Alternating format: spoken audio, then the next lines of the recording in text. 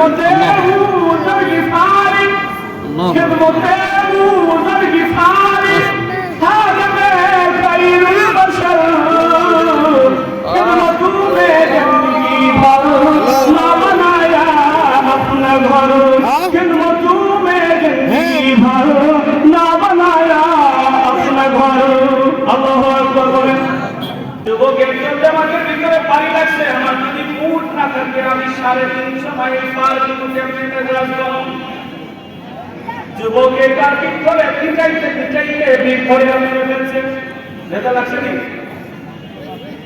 এবার সন্তান থেকে বুড়া দুই সন্তান বাবার কাছে আসছে যে কি বাবা গেল তুমি দেখতে বাগান দেখতে সন্ধ্যার সময় বিকাল বেলা এখনো বাবা এসে আসে না এইবার বৃদ্ধের দুই সন্তান বিকালবেলা সন্ধ্যাবেলা বাবার তালাশে বাগানে চলে আসছে এসে দেখে বাবার আবাসটা পড়ে আসছে পাশে একটা মরা উট দেখা যায়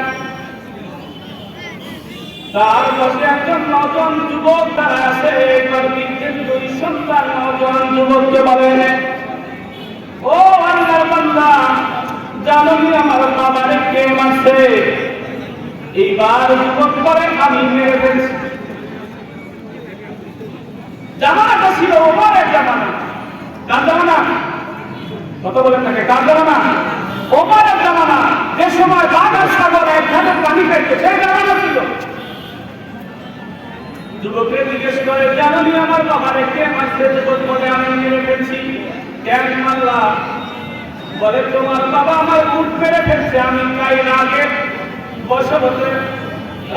বশত আমি তোমার বাবারে এরকম মেরে ফেলছি এইবার যুবক বুঝে বলে তোমার উট আমার বাবার মারছে যদি উট একটা দিয়ে দেওয়া হতো তাহলে তো ভেজাল যাইতো মিটে যাইতো আমার বাবারে কেন মারলা আবার মেরে তারা আসলো পালা নাই কেন এইবার বলতেছে আমি রাগে বর্ষা তোমার বাবারে মেরে ফেলছি আমি তো আসামি হয়ে গেছি ও ভাই দুনিয়ার জমিনে পাড়ায় দিয়া আখিরাতের আদালতে আমি খুনি হিসাবে দাঁড়াইতে চাই না এই জন্য আমি দাঁড়ায় আছি এইবার বৃদ্ধের দুই সন্তান যুবকটাকে ধরে বলতেছে চলো এবার উমরের দরবারে নিয়ে যাই বিচার হবে তোমার তুমি কেন আমার বাবারে মারলা এইবার উমর রাদিয়াল্লাহু তাআলা আনহু বিচারালয়ে যুবককে নিয়ে গেছে বৃদ্ধের দুই সন্তান বৃদ্ধের দুই সন্তান যখন এই যুবকটারে নিয়ে গেছে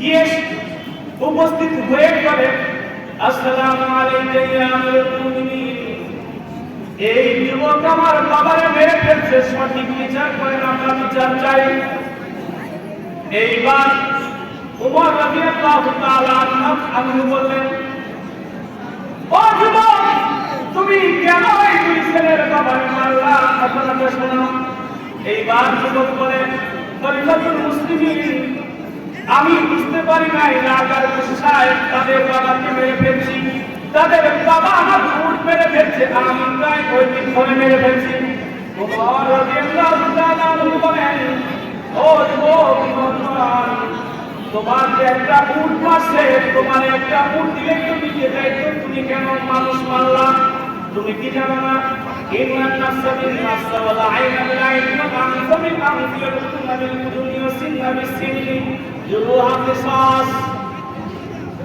জানের বদলায় জান কানের বদলায় কান হাতের বদলায় হাত চোখের বদলায় চোখ এরকম তুমি যে তার বাবারে মারছো তার বদলে তোমার এরকম কান কাটা হবে তোমার শির ছেদ হবে অথবা ফাঁসি হবে এইবার যুবক বলে খলিফাতুল মুসলিমিন আমি অপরাধ করে ফেলছি আমার ফাঁসি হয়ে গেলে আমার কোনো আফসোস নাই আমারে ফাঁসি দিতে পারেন তারপরেও পাড়ায় গিয়া দুনিয়ার বিচার থেকে বেঁচে গিয়ে মালিকের দরবারে খুনি আসামি হিসাবে আমি দাঁড়াইতে চাই না বলেন সুবহানাল্লাহ এমন ইহসান এমন কি করে বলেন এমন ইহসান এইবার উমর খলিফাতুল মুসলিমিন বিচারকের আসনে বসে গেছেন আয়াতটা পড়ছেন বলার পরে বলতেছে যুবক জীবনের শেষ ইচ্ছা কি আছে তুমি জলদি করে বলো, তোমার কিন্তু বিচার হবে, তোমার মৃত্যুদণ্ড প্রদান করা হবে। যুবক বলে খলিফাতুল মুসলিমিন, আমার জীবনের শেষ ইচ্ছা বলতে তেমন কিছুই নাই, একটা ইচ্ছা আছে, কথা বললে আপনি মানবেন কিনা জানেন। এবার আমার খলিফাতুল মুসলিমিন রাদিয়াল্লাহু তাআলা আনহু বলে, বলো তোমার জীবনের শেষ ইচ্ছা কি? যদি পুরা করার মতো হয় আমি খলিফাতুল মুসলিমিন পুরা করবো, অসুবিধা নাই। এইবার খলিফাতুল মুসলিমিনকে যুবক এবার কেটে কেটে বলে, ও খলিফাতুল মুসলিমিন আমিরুল মুমিনিন, আমি একজন পেশাদার হিসাবে একজন ব্যবসায়ী মানুষ, আমি ব্যবসা বাণিজ্য করি আমার দেশে, কিন্তু ব্যবসা করতে গিয়ে আমি অনেক মানুষের সাথে লেনদেন করি। এই মানুষগুলোর ভিতর থেকে একটা মানুষের সাথে আমি লেনদেন করি, সেই মানুষটা ইহুদি। ওই ইহুদি আমাকে মুসলিম পরিচয় আমাকে মাল বানিয়ে দিছে, আমি ওই ইহুদির বাড়ি চিনি, ইহুদি আমাকে চিনে না, ইহুদি আমার বাড়ি চিনে না, লেনদেন হয় কিন্তু ইহুদি আমার বাড়ি চিনে না, আমার বাড়ির কেউ ইহুদির বাড়িও চিনে না। ভেদা লাগছে নি? মানে আমি ছাড়া এই পরিষদের কোনো কি নাই, ব্যবস্থা নাই। এজন্য যদি আমাকে শেষ ইচ্ছা হিসাবে এটা যদি আমাকে পূরণ করতে দিতেন, তাহলে ঋণটা পরিশোধ করে আমি শান্তিপূর্ণ করে যেতে পারতাম। আর অন্তত এটা আমার দিলে তৃপ্তি থাকতো যে মুসলমানরা ঋণ পরিশোধ না করে মরে না, মুসলমানরা পরের হক নষ্ট করে না। আর যদি আমি পরের হক নষ্ট করে যদি মারা যাই, যদি ইহুদির ঋণ পরিশোধ না করে মারা যায়, তাহলে ইহুদি যতদিন বাঁচবে ততদিন পর্যন্ত এই পঞ্চায়েত মুসলমানদের বদনাম করবে। যদি বলেন ঠিক কিনা? মাত্র 5 জন আসছিল ইসরায়েলে, কয়জন? 5 জন। এখন 50,000 মেরে ফেলছে। এই 5 জন এখন কয়েক লক্ষ হয়েছে, 50,000 মেরে ফেলছে। আর হিটলার তাদেরকে 60 লক্ষ মেরে 2 লাখ রেখে দিছিল। কেন? যে সামনের প্রজন্ম বুঝবে যে আমি কেন 60 লাখ মারছিলাম আর 2 লাখ কেন রাখছিলাম। এখন আমরা দেখতে পাচ্ছি নি, কত বলেন? দেখা যাচ্ছে ইহুদি কত বড় খারাপ। যাই হোক, আলোচ্য বিষয় এটা না। এইবার খলিফাতুল মুসলিমিনকে বলে, আমিরুল মুমিনিন খলিফাতুল মুসলিমিন, আপনি যদি সুযোগটা দেন তো আমি বাড়িতে গিয়ে ঋণ পরিশোধ করে তারপরে এসে আরামে মারা দেবো শান্তি মতো। এইবার খলিফাতুল মুসলিমিন বলে, তোমাকে যদি আমি বাড়িতে যাওয়ার সুযোগ দিয়ে দিই, তুমি যদি বাড়িতে চলে যাও, তুমি তো এক খুনি আসামি, আবার যে ফিরে আসবা কোনো গ্যারান্টি নাই। আবার যে তোমার সাথে কিছু কাফেলা দিব, সেই আমার এখন বর্তমান অবস্থা নাই। কারণ সাহাবায়ে কেরাম দলে দলে বিভিন্ন জায়গায় যুদ্ধে অবনত এবং দাওয়াতে এরকম নিয়োজিত আছে, যুদ্ধে নিয়োজিত আছে। তোমার সাথে যে 20-25 জনের কাফেলা দিব, এটাও সম্ভব নয়। আবার 4-5 জন যদি দিই, তাহলে যদি তুমি তাদেরকে যদি তুমি নিয়ে যাও, তোমার বাড়িতে গেলে তো ভাই সারে আছে, তারা যে আবার এই মুসলমানদেরকে ফিরে আসতে দিবে তাও তো গ্যারান্টি নেই। কারণ তুমি তো এক খুনি। কথা যুক্তি আছে নি?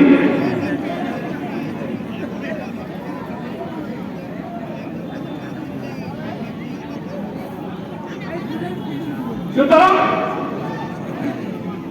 খলিফাতুল মুসলিমিন বলতেছে যে একটা প্রসেস আছে, তোমার পক্ষ থেকে যদি তুমি একজন জিম্মাদার রেখে যাইতে পারো, তাহলে তুমি যদি সঠিক সময় আসতে নাও পারো, ওই যে 2 যুবক যখন এসে বিচারের দাবি করবে, তারে এরকম মৃত্যুদণ্ড দিয়ে হলেও ইনসাফ প্রতিষ্ঠা করা হবে, তাদের বিচার তাদেরকে বুঝাই দেওয়া হবে।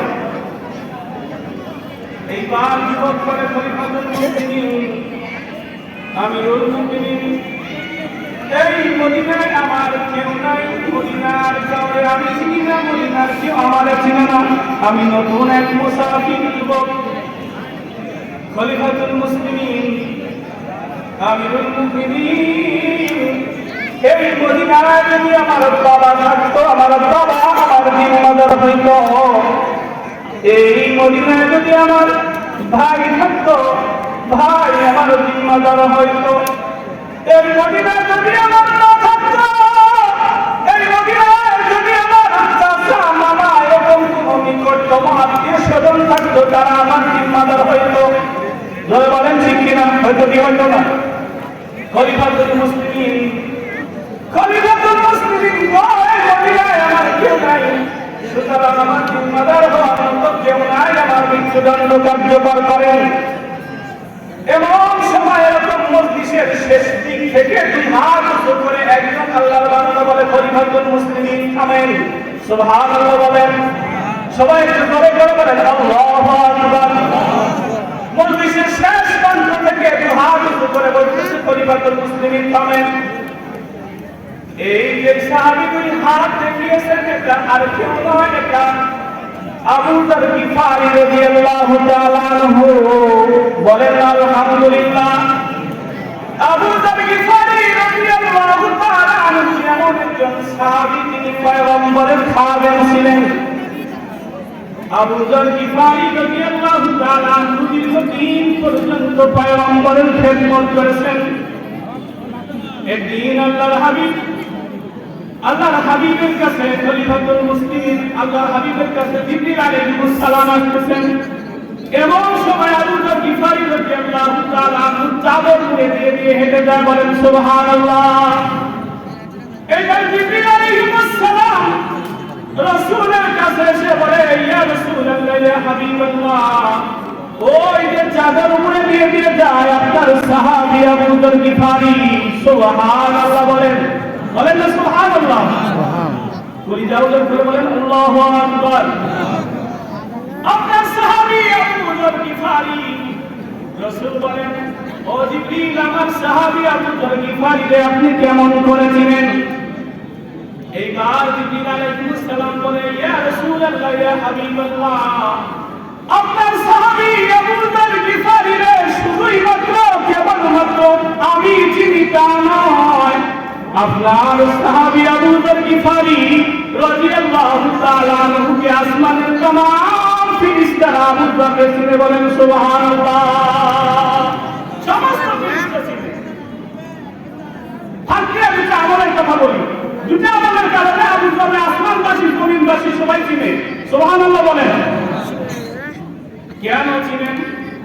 জিবরিল বলেন, ইয়া রাসূলুল্লাহ, ইয়া হাবিবাল্লাহ, দুইটা কারণে আবু যর গিফারীকে সবাই চিনে আসমানবাসী। এক নাম্বার আমল হচ্ছে লিসিগারি আলা নাফসি, সে নিজেকে আত্মস্তত মনে করে যদি আল্লাহ রাব্বুল আলামিন জাহান্নামে দেওয়ার জন্য কোনো মানুষ বানায় থাকে, সেটা আবু যর গিফারীকে বানাইছে, ছোট মনে করে। আর একটা আমল করে উনি সূরা ইখলাস তিনবার পড়লে এক খতমের সওয়াব হয়, বিকাশাতি তিলাওয়াতি সূরাতুল ইখলাস। আর সূরা ইখলাস এত বেশি পড়েন, এত খতমের সওয়াব ওনার আমলনামায় আছে, যা অন্য কোন সাহাবার আমলনামায় নাই, বলেন সুবহানাল্লাহ। তাহলে দুটো আমল করতে পারবো তো ইনশাআল্লাহ।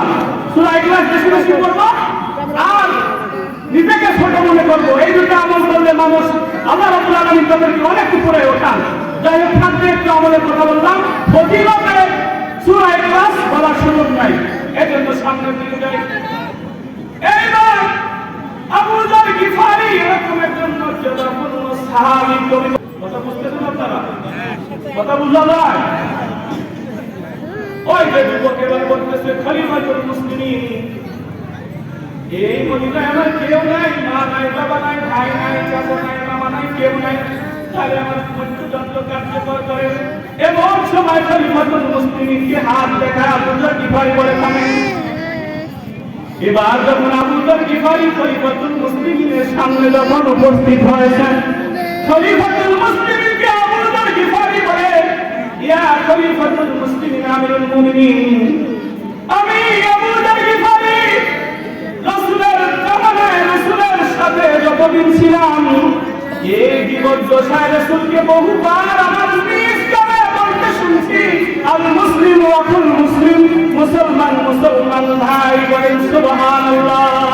আমি আমার ওই মুসলমান ভাইয়ের জিম্মাদার হয়ে গেলাম, তাদের ছুটি দিয়ে দেন, সে বাড়িতে চলে যান, যদি সে না আসে বদলে আমার মৃত্যুদণ্ড দিয়ে বলেন সুবহানাল্লাহ।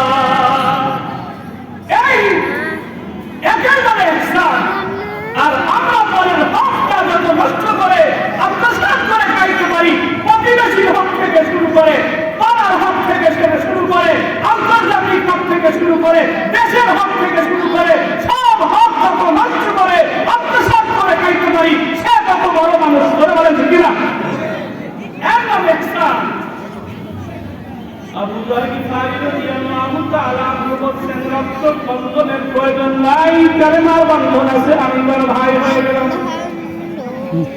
এইবার ভাই যখন হয়ে গেছেন খলিফাতুল মুসলিমিন এবার যুবককে বলেন, ও যুবক, যেহেতু তোমাকে মৃত্যুদণ্ড কার্যকর করার আদেশ দেওয়া হয়েছিল, জিম্মাদার যেহেতু পাওয়া গেছে, এখন তোমার মৃত্যুদণ্ড দেওয়া হবে না, তোমাকে 1 মাসের ছুটি দিলাম। আলহামদুলিল্লাহ।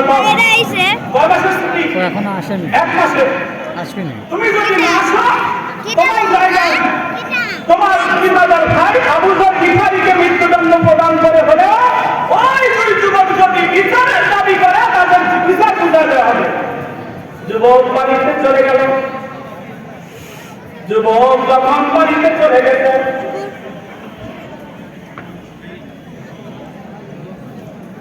খলিফাতুল মুসলিমিন যুবকের ছুটি দিয়ে দিলেন। যুবক বাড়িতে চলে গেছে। বাড়িতে চলে গেলে ব্যবসায়ী লেনদেন যত দোকানে যত টাকা ছিল সব লেনদেন কমপ্লিট করে ফেলছেন। ইহুদির দোকানের লেনদেন টাকা পয়সা যা মামলা ছিল মহাসারা ছিল সব কিছু কমপ্লিট করছেন। লেনদেন ঠিক রাখা এটা মুসলমানের হক, মুসলমানের অংশ। লেনদেন যদি ঠিক না রাখে তারা পরিপূর্ণ মুসলমান না। লা আমানাতা, যার ভিতরে আমানতদারি নাই আর রাসূল বলেন সে ঈমানদার না।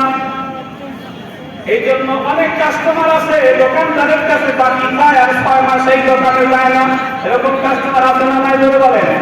শেষ পর্যন্ত দোকানদার ভিটামাটি বিক্রি করে তার কি বলে মোকাম মিটার এরকম করে কি করে না জোরে বলেন। এই জন্য এটার নাম ইহসান না। এবার যুবক এবার মুআমিলা বিচারের উপরে চলে গেছেন। মায়ের কাছে বাবার কাছে আত্মীয় স্বজনদের কাছে বিদায় নিতেছেন। বাবার কাছে ভাইয়ের কাছে যারা আছে মামা খালু পাড়া প্রতিবেশী বন্ধু বান্ধব সবার কাছে বিদায় নিতেছেন। বন্ধুদেরকে বলে, বন্ধু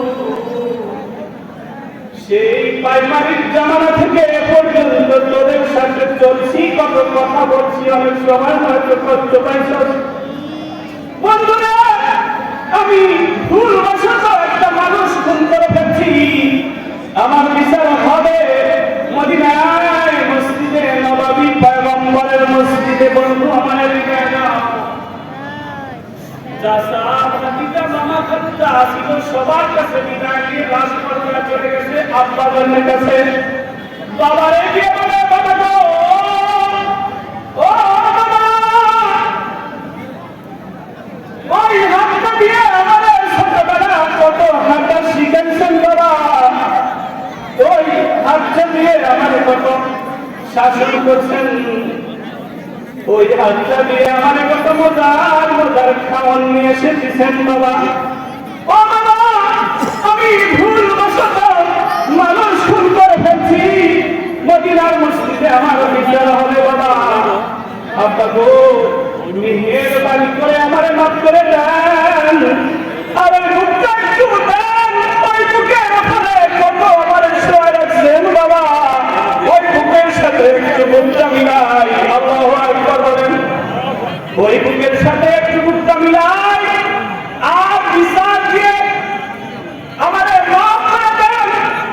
যত হক আপনার নষ্ট করছি আপনাকে করতে পারি নাই বাবা, মেহেরবানি করে সারা জিন্দেগির সমস্ত ত্রুটি বিচ্যুতি আপনি মাফ করে দেন। আমার বিচার হবে মদিনার মনোয়ারায় নবীজির মসজিদে। বাবার কাছে বিদায় নিছে।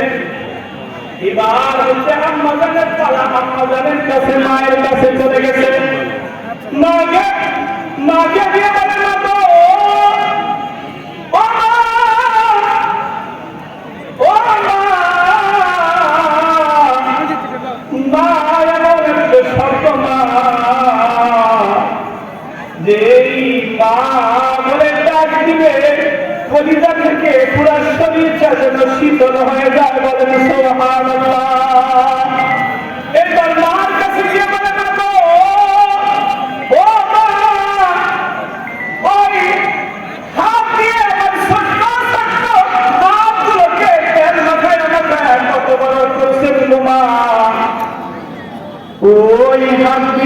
তেল মালিশ করে আমার ছোট্ট চেহারাটাকে, ছোট্ট হাত পা গুলোকে বড় করেছেন গো মা। আপনার কোন খেদমত আমি করতে পারলাম না গো মা। আমার বিচার হবে মদিনায় নববী মসজিদে, নবীর মসজিদে। তোমার ছেলে খুন করে ফেলছে গো মা, ভুল বশত মানুষ খুন করে ফেলছি, আমার বিচার হবে। ও মা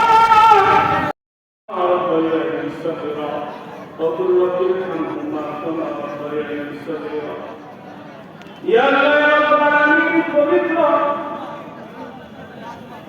জালিসুর রহমানে ইয়া আল্লাহ, আমাদের গ্রামের ওই ইত্তেফাকি মসজিদে কোরআন মাহফিলে বসে তোমার কিছু ইয়ারা বান্দাদেরকে নিয়ে তোমার রাসূলের প্রতি কয়েকটা সালাম করেছি। মেহেরবানি করে দুরূদ সালাম করে তোমার বন্ধু বলেন মুবারক সালাম। ইয়া আল্লাহ, আজ পর্যন্ত মুমিনাত মুসলিমিন মুসলিমাত রহিমে অন্ধকার কবরে শুয়ে আছে আল্লাহ, মেহেরবানি করে তাদের কবরে তাদের পৌঁছে দাও। ইয়া আল্লাহ, বিশেষ করে এই স্টেজে বসার সাথে সাথে আমাদের গ্রামের যে সমস্ত মুরব্বীরা এই প্রতিষ্ঠানিক জায়গা দিয়ে, জমি দিয়ে, খাল দিয়ে, শ্রম দিয়ে, টাকা দিয়ে, পয়সা দিয়ে, ইয়া আল্লাহ, যারা প্রতিষ্ঠানকে পর্যন্ত আগায় নিয়ে আসলেন, যাদের প্রত্যেকের ঘাম টাকা পয়সা তুমি কবুল করো। যারা কবরে চলে গেছে তাদের কবরগুলোকে জান্নাতের বাগান বানায় দাও। ইয়া আল্লাহ, আমার আব্বা সহ ভাইজান সহ আরো যত আত্মীয় স্বজন গেছে তাদের কবরগুলোকে জান্নাতের বাগান বানায় দাও। ইয়া আল্লাহ, পাশের মাদ্রাসাকে জান্নাতের বাগান কবুল করে নাও। সাল্লাল্লাহু আলা সাইয়্যিদিনা মুহাম্মাদ ওয়া আলিহি ওয়া সাহবিহি আজমাইন। আমিন। برحمتك يا ارحم الراحمين.